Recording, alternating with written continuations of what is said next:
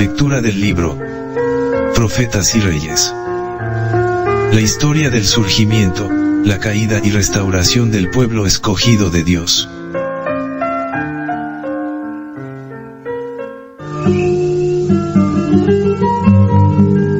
Capítulo 59. La casa de Israel. Al proclamar las verdades del Evangelio eterno a toda nación, tribu, lengua y pueblo, la Iglesia de Dios en la tierra está cumpliendo hoy la antigua profecía: florecerá, y echará renuevos Israel, y la haz del mundo se henchirá de fruto. Los que siguen a Jesús, en cooperación con los seres celestiales, están ocupando rápidamente los lugares desiertos de la tierra, y como resultado de sus labores, obtienen una abundante mies de preciosas almas. Hoy como nunca antes, la diseminación de la verdad bíblica por medio de una iglesia consagrada, ofrece a los hijos de los hombres los beneficios predichos siglos en la promesa hecha a Abraham y a todo Israel, a la iglesia de Dios en la tierra en toda época: bendecirte y serás bendición. Esta promesa de bendición, debiera haberse cumplido en gran medida, durante los siglos que siguieron al regreso de los israelitas, de las tierras de su cautiverio. Dios quería que toda la tierra fuese preparada para el primer advenimiento de Cristo, así como hoy se está preparando el terreno para su segunda venida. Al fin de los años de aquel humillante destierro, Dios aseguró misericordiosamente a su pueblo Israel, mediante Zacarías: yo he restituido a Sión, y moraré en medio de Jerusalén, y Jerusalén se llamará ciudad de verdad, y el monte de Jehová de los ejércitos, monte de santidad. Y acerca de su pueblo dijo: he aquí, yo seré a ellos por Dios con verdad y con justicia. Estas promesas les eran hechas, a condición de que obedecieran. No debían repetirse los pecados que habían caracterizado a los israelitas antes del cautiverio. El Señor exhortó a los que estaban reedificando: juzgad juicio verdadero, y haced misericordia y piedad cada cual con su hermano, no agraviéis a la viuda, ni al huérfano, ni al extranjero, ni al pobre, ni ninguno piense mal en su corazón contra su hermano. Hablad verdad cada cual con su prójimo, juzgad en vuestras puertas verdad y juicio de paz. Ricas eran las recompensas, tanto temporales como espirituales, que se prometían a quienes pusieran en práctica estos principios de justicia. El Señor declaró: habrá simiente de paz, la vid dará su fruto, y dará su producto la tierra, y los cielos darán su rocío, y haré que el resto de este pueblo posea todo esto. Y será que como fuisteis maldición entre las gentes, oh casa de Judá, y casa de Israel, así os salvaré, y seréis bendición.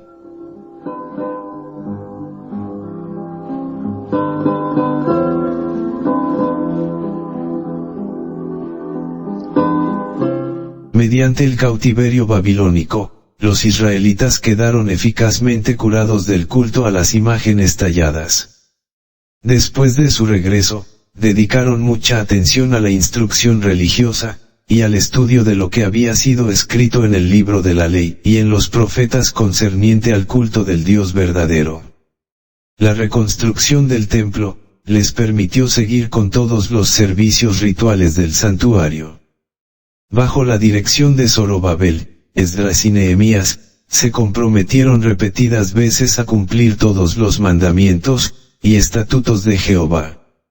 Los tiempos de prosperidad que siguieron evidenciaron ampliamente cuán dispuesto estaba Dios a aceptarlos y perdonarlos, y sin embargo, con miopía fatal, se desviaron vez tras vez de su glorioso destino, y guardaron egoístamente para sí lo que habría impartido sanidad y vida espiritual a incontables multitudes. Este incumplimiento del propósito divino era muy aparente en días de Malaquías. El mensajero del Señor reprendió severamente los males que privaban a Israel de prosperidad temporal y de poder espiritual.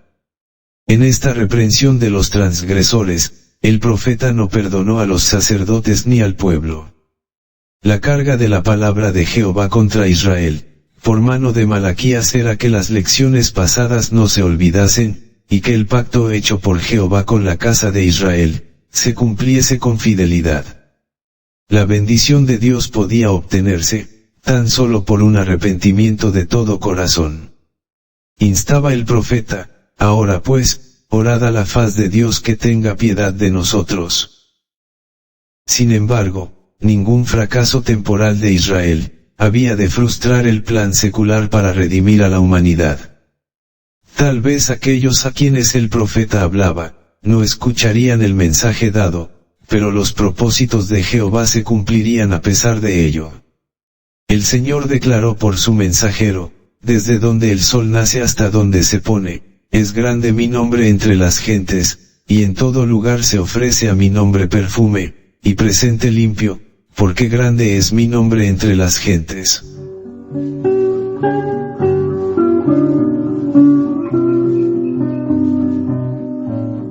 El pacto de vida y de paz que Dios había hecho con los hijos de Leví, el pacto que habría traído indecibles bendiciones si se lo hubiese cumplido, el Señor ofreció renovarlo con los que habían sido una vez caudillos espirituales, pero que por la transgresión se habían tornado viles y bajos a todo el pueblo. Solemnemente, los que obraban mal fueron avisados de que vendría el día del juicio, y que Jehová se proponía castigar a todo transgresor con una presta destrucción. No obstante, nadie era dejado sin esperanza. Las profecías de juicio que emitía Malaquías iban acompañadas de invitaciones a los impenitentes para que hicieran la paz con Dios. El Señor los instaba así: tornaos a mí, y yo me tornaré a vosotros. Parecería que todo corazón debiera responder a una invitación tal. El Dios del cielo ruega a sus hijos errantes, que vuelvan a Él, a fin de poder cooperar de nuevo con Él, para llevar adelante su obra en la tierra. El Señor extiende su mano para tomarla de Israel, a fin de ayudarle a regresar a la senda estrecha de la abnegación, y a compartir con Él la herencia como hijos de Dios. Escucharán la súplica. Discernirán su única esperanza. Cuán triste es el relato de que en tiempos de Malaquías, los israelitas titubeaban en entregar sus orgullosos corazones, en una obediencia presta y amante para una cooperación cordial. En su respuesta se nota el esfuerzo por justificarse: ¿en qué hemos de tornar?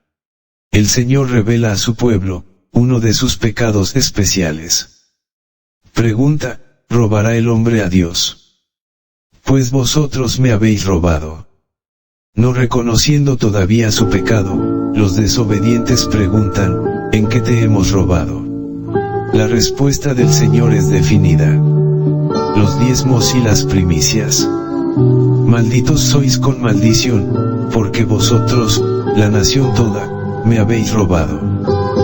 Traed todos los diezmos al alfolí, y haya alimento en mi casa, y probadme ahora en esto, dice Jehová de los ejércitos, si no os abriré las ventanas de los cielos, y vaciaré sobre vosotros bendición hasta que sobreabunde. Increparé también por vosotros al devorador, y no os corromperá el fruto de la tierra, ni vuestra vid en el campo abortará, dice Jehová de los ejércitos. Y todas las gentes os dirán: bienaventurados, porque seréis tierra deseable, dice Jehová de los ejércitos.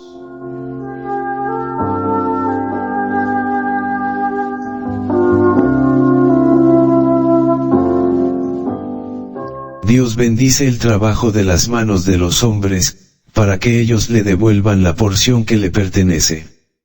Les da el sol y la lluvia, hace florecer la vegetación, les da salud y capacidad para adquirir recursos. Toda bendición proviene de su mano bondadosa, y Él desea que hombres y mujeres manifiesten su gratitud, devolviéndole una porción en diezmos y ofrendas de agradecimiento, de buena voluntad y pacíficas. Han de consagrar sus recursos al servicio de Él, para que su viña no permanezca árida. Deben estudiar lo que el Señor haría si estuviese en su lugar. Deben llevarle en oración todos los asuntos difíciles. Han de revelar un interés altruista, en el fortalecimiento de su obra en todas partes del mundo. Mediante mensajes como los dados por Malaquías, el último profeta del Antiguo Testamento, así como mediante la opresión impuesta por los enemigos paganos, los israelitas aprendieron finalmente la lección de que la verdadera prosperidad depende de la obediencia a la ley de Dios. Pero en el caso de muchos de entre el pueblo, la obediencia no era fruto de la fe ni del amor. Sus motivos eran egoístas. Prestaban un servicio exterior para alcanzar grandeza nacional. El pueblo escogido no llegó a ser la luz del mundo, sino que se encerró en sí mismo y se aisló del mundo, para salvaguardarse de ser seducido por la idolatría. Las restricciones que Dios había dictado para prohibir los casamientos mixtos entre su pueblo y los paganos, y para impedir que Israel participase en las prácticas idólatras de las naciones circundantes, se pervirtieron al punto de constituir un muro de separación entre los israelitas y todos los demás pueblos, para privar a esos pueblos de las bendiciones que Dios había ordenado a Israel comunicar al mundo. Al mismo tiempo, por sus pecados los judíos se estaban separando ellos mismos de Dios. Eran incapaces de discernir el profundo significado espiritual de su servicio simbólico. Dominados por un sentimiento de justicia propia, confiaban en sus propias obras, en los sacrificios y los ritos mismos, en vez de los méritos de aquel a quien señalaban todas esas cosas. De este modo, ignorando la justicia de Dios, y procurando establecer la suya propia, se encerraron en un formalismo egoísta.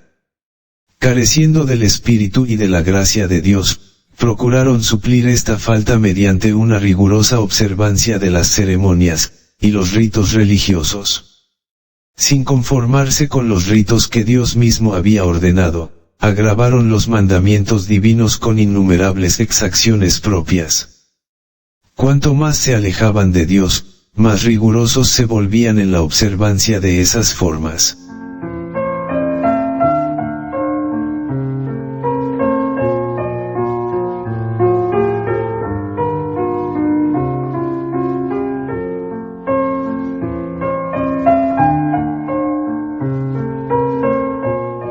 Con todas estas minuciosas y gravosas exacciones, resultaba en la práctica, imposible que el pueblo guardase la ley. Los grandes principios de justicia, presentados en el Decálogo y las gloriosas verdades reveladas en el servicio simbólico, se obscurecían por igual, sepultados bajo una masa de tradiciones y estatutos humanos. Los que deseaban realmente servir a Dios, y procuraban observar toda la ley según lo ordenado por los sacerdotes y príncipes, gemían bajo una carga pesadísima. Como nación, el pueblo de Israel, aunque deseaba el advenimiento del Mesías, estaba tan separado de Dios en su corazón y en su vida, que no podía tener un concepto correcto del carácter, ni de la misión del Redentor prometido. En vez de desear la redención del pecado, así como la gloria y la paz de la santidad, su corazón anhelaba obtener liberación de sus enemigos nacionales, y recobrar el poder mundanal. Esperaba al Mesías como conquistador, que quebrase todo yugo y exaltase a Israel para que dominase todas las naciones. Así había logrado Satanás preparar el corazón del pueblo, para que rechazase al Salvador cuando apareciera. El orgullo que había en el corazón de ese pueblo, y sus falsos conceptos acerca del carácter y la misión del Mesías, les impedirían pesar con sinceridad las evidencias de su carácter de tal. Durante más de 1000 años, el pueblo judío había aguardado la venida del Salvador prometido. Sus esperanzas más halagüeñas, se habían basado en ese acontecimiento. Durante 1000 años, en cantos y profecías, en los ritos del templo y en las oraciones familiares, se había reverenciado su nombre, y sin embargo cuando vino, no le reconocieron como el Mesías a quien tanto habían esperado. A lo suyo vino, y los suyos no le recibieron. Para sus corazones amantes del mundo, el amado del cielo fue como raíz de tierra seca. A sus ojos no hubo parecer en él, ni hermosura, no discernieron en él belleza que se lo hiciese desear.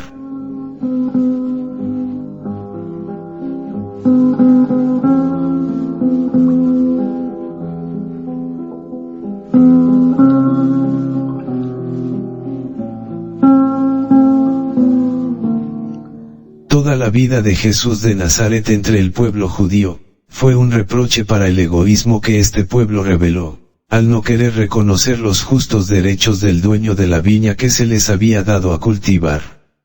Odiaron su ejemplo de veracidad y piedad, y cuando llegó la prueba final, que significaba obedecer para tener la vida eterna, o desobedecer y merecer la muerte eterna, rechazaron al Santo de Israel, y se hicieron responsables de su crucifixión en el Calvario.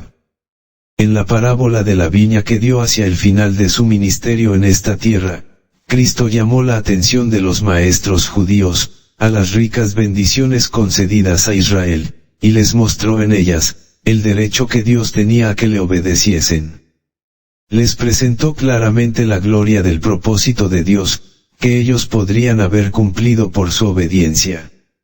Descorriendo el velo que ocultaba lo futuro, reveló cómo al no cumplir ese propósito, toda la nación perdía su bendición, y se acarreaba la ruina.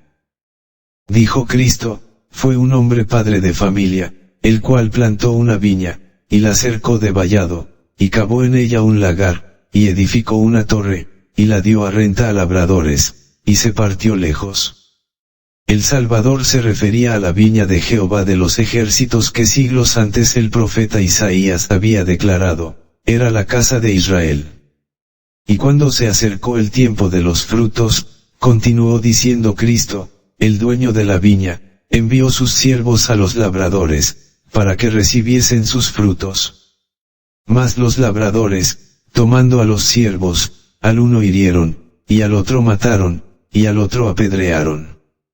Envió de nuevo otros siervos, más que los primeros, e hicieron con ellos de la misma manera. Y a la postre les envió su hijo diciendo, tendrán respeto a mi hijo. Mas los labradores, viendo al hijo, dijeron entre sí, este es el heredero, venid, matémosle, y tomemos su heredad. Y tomado, le echaron fuera de la viña, y le mataron. Habiendo descrito ante los sacerdotes, el acto culminante de su maldad, Cristo les preguntó, cuando viniere el Señor de la viña, ¿qué hará a aquellos labradores? Los sacerdotes habían estado siguiendo la narración con profundo interés, y sin considerar la relación que con ellos tenía el asunto, se unieron al pueblo para contestar, a los malos destruirá miserablemente, y su viña dará a renta a otros labradores, que le paguen el fruto a sus tiempos.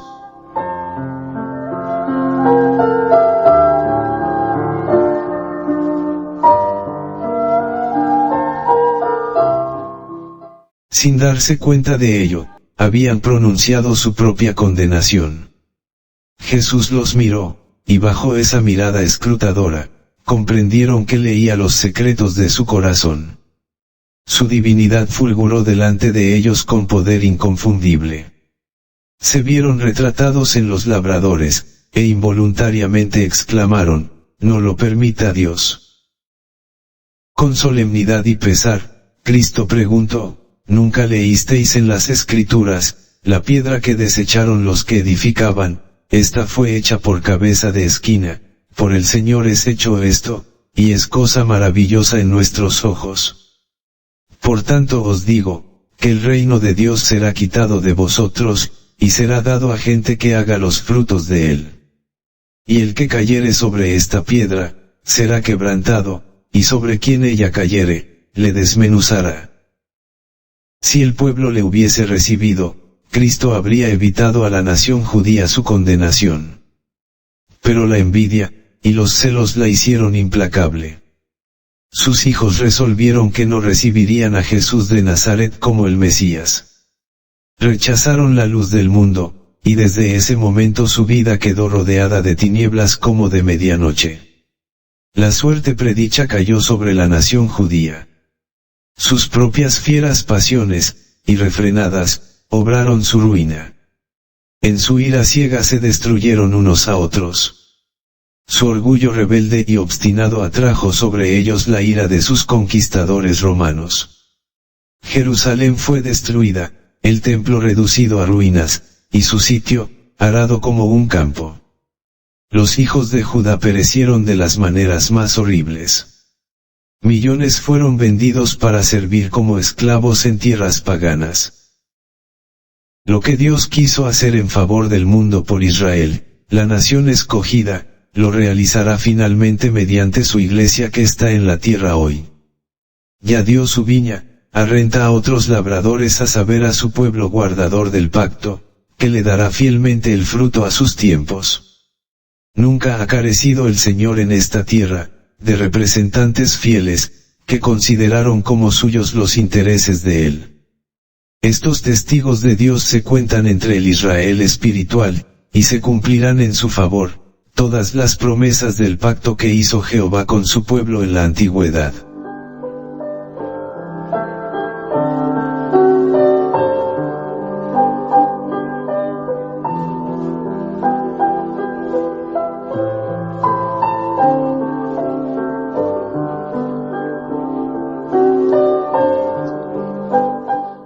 Hoy, la Iglesia de Dios tiene libertad para llevar a cabo el plan divino para la salvación de la humanidad perdida.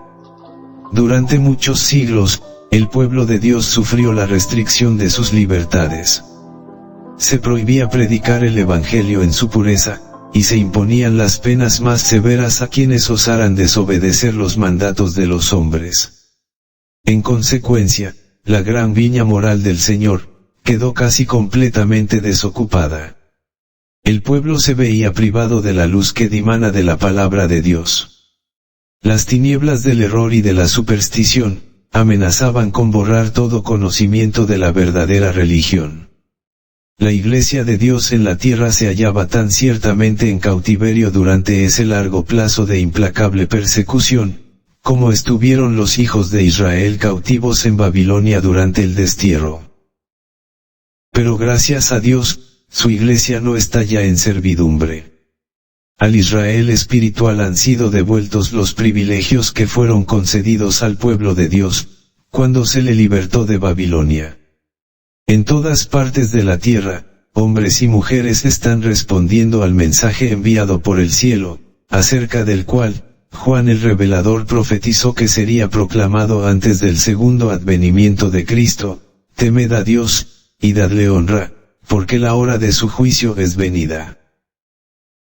Las huestes del mal no tienen ya poder para mantener cautiva a la iglesia, porque ha caído Babilonia, aquella grande ciudad que ha dado a beber a todas las naciones del vino del furor de su fornicación, y al Israel espiritual se da este mensaje: salid de ella, pueblo mío, porque no seáis participantes de sus pecados, y que no recibáis de sus plagas. Así como los cautivos desterrados escucharon el mensaje: huid de en medio de Babilonia, y fueron devueltos a la tierra prometida, los que hoy temen a Dios prestan atención a la orden de retirarse de la Babilonia espiritual, y pronto se destacarán como trofeos de la gracia divina, en la tierra hecha nueva, la Canaán celestial.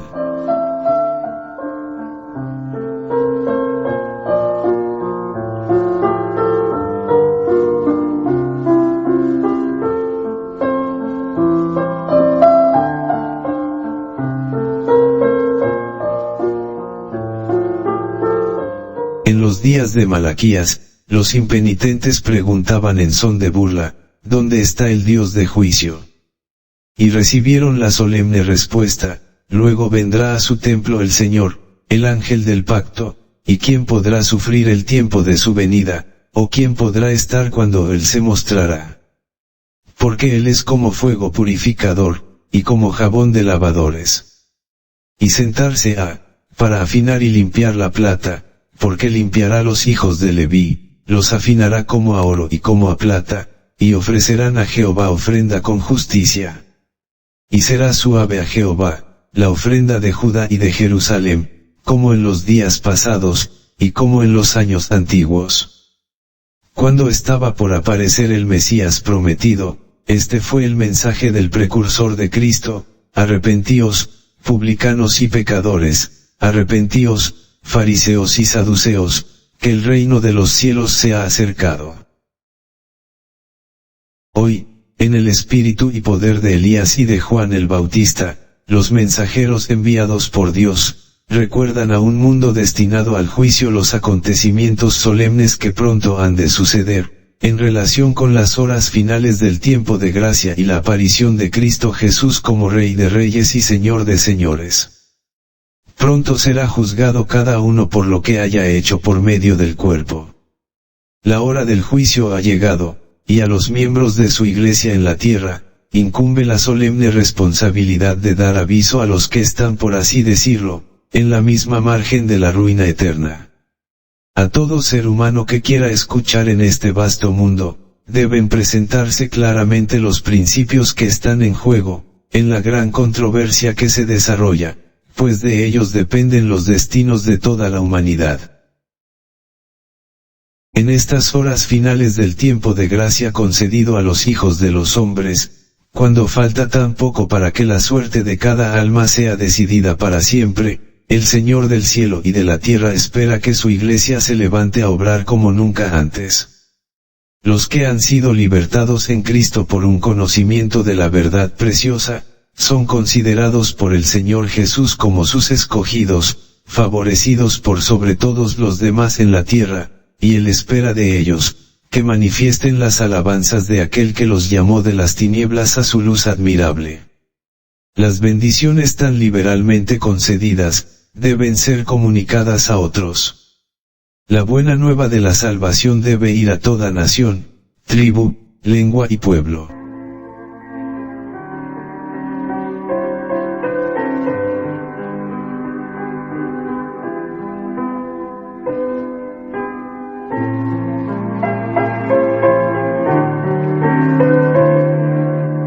En las visiones de los profetas antiguos, se representaba al Señor de gloria como otorgando luz especial a su iglesia en los días de tinieblas e incredulidad, que preceden a su segunda venida. Como sol de justicia, iba a levantarse sobre su iglesia, para traer salud en sus alas. Y de todo verdadero vehículo debe irradiar una influencia que difunda vida, valor, auxilio y verdadera sanidad. La venida de Cristo se producirá en el momento más obscuro de la historia de esta tierra. Los días de Noé y de Lot, representan la condición del mundo precisamente antes que venga el Hijo del Hombre. Apuntando hacia este tiempo, las Escrituras declaran que Satanás obrará con potencia, y con todo engaño de iniquidad. Su obra queda claramente revelada por el aumento acelerado de las tinieblas, los múltiples errores, herejías y engaños de estos postreros días.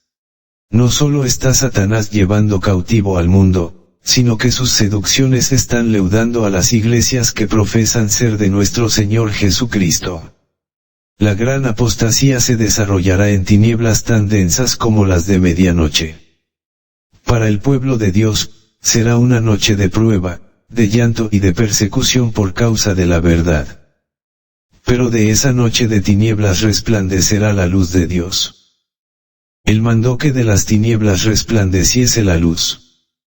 Cuando la tierra estaba desordenada y vacía, y las tinieblas estaban sobre la haz del abismo, el Espíritu de Dios se movía sobre la haz de las aguas. Y dijo Dios, sea la luz, y fue la luz. Así también en la noche de tinieblas espirituales dice Dios, sea la luz. Ordena a su pueblo, levántate, resplandece, que ha venido tu lumbre, y la gloria de Jehová ha nacido sobre ti. Dice la Escritura, he aquí que tinieblas cubrirán la tierra, y oscuridad los pueblos, mas sobre ti nacerá Jehová, y sobre ti será vista su gloria.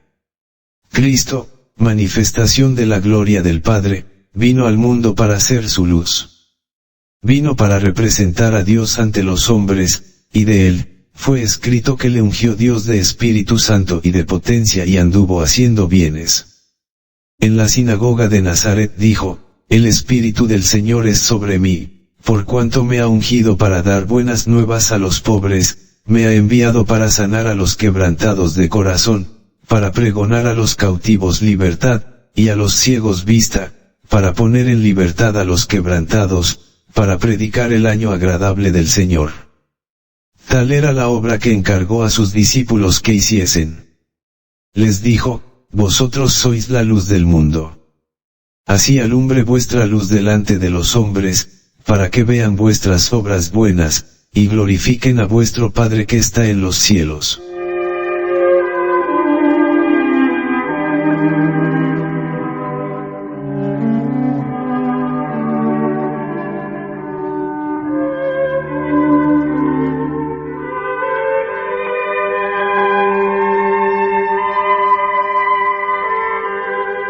Esta es la obra que el profeta Isaías describe cuando dice: no es que partas tu pan con el hambriento, y a los pobres errantes metas en casa, que cuando vieres al desnudo, lo cubras, y no te escondas de tu carne. Entonces nacerá tu luz como el alba, y tu salud se dejará ver presto, e irá tu justicia delante de ti, y la gloria de Jehová será tu retaguardia. Así, en la noche de tinieblas espirituales, la gloria de Dios debe resplandecer mediante la obra que hace su iglesia al levantar al abatido, y al consolar a los que lloran. En todo nuestro derredor se oye el llanto de un mundo afligido. Por todos lados hay menesterosos y angustiados. Nos incumbe aliviar y suavizar las asperezas y miserias de la vida. Solo el amor de Cristo puede satisfacer las necesidades del alma. Si Cristo mora en nosotros, nuestro corazón rebosará de simpatía divina. Se abrirán los manantiales sellados de un amor ferviente como el de Cristo. Son muchos los que han quedado sin esperanza. Devolvámosles la alegría. Muchos se han desanimado. Dirijámosles palabras de aliento. Oremos por ellos. Hay quienes necesitan el pan de vida. Leámosles la palabra de Dios. Muchos tienen el alma aquejada por una enfermedad que ningún bálsamo ni médico puede curar. Roguemos por estas almas. Llevémoslas a Jesús. Digámosles que en Galaad hay bálsamo y médico. La luz es una bendición universal que derrama sus tesoros sobre un mundo ingrato, profano y desmoralizado. Lo mismo hace la luz del sol de justicia. Toda la tierra, que está rodeada por las tinieblas del pecado, de la tristeza y del dolor, debe ser iluminada por el conocimiento del amor de Dios. Ninguna secta, categoría ni clase de personas debe ser excluida de la luz que resplandece del trono celestial.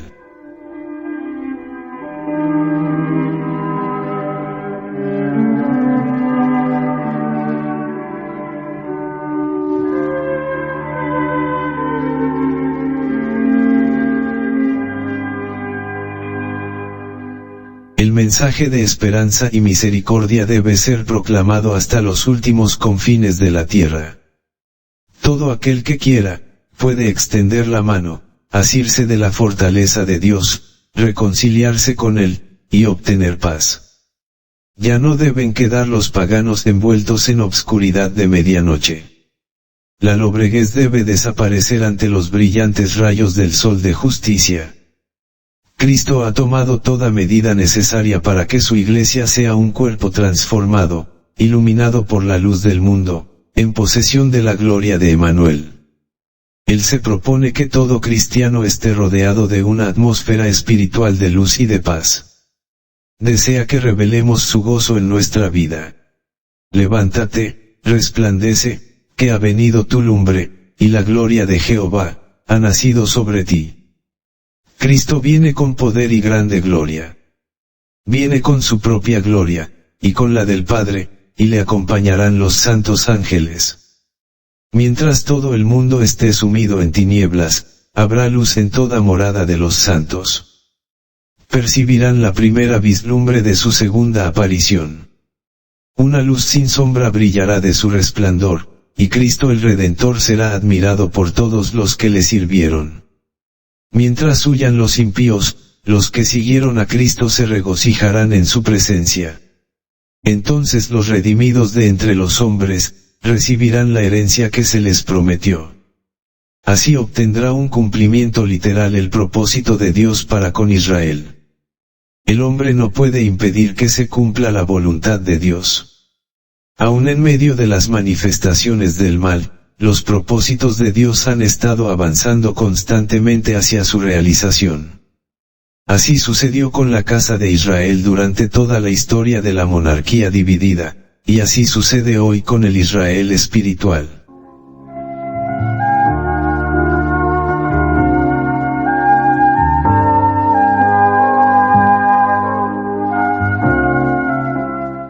Mirando a través de los siglos, al tiempo de esta restauración de Israel en la tierra hecha nueva, el vidente de Patmos testificó: Miré, y he aquí una gran compañía, la cual ninguno podía contar, de todas gentes y linajes y pueblos y lenguas, que estaban delante del trono y en la presencia del Cordero, vestidos de ropas blancas, y palmas en sus manos, y clamaban en alta voz, diciendo: Salvación a nuestro Dios que está sentado sobre el trono, y al Cordero.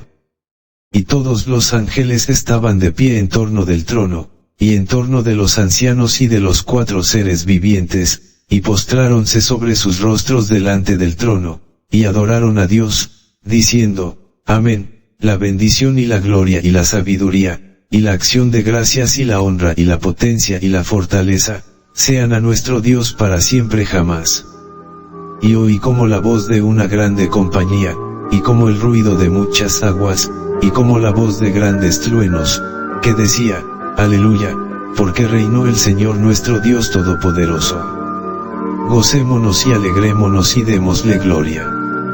Es el Señor de los señores, y el Rey de los reyes, y los que están con él, son llamados, y elegidos, y fieles.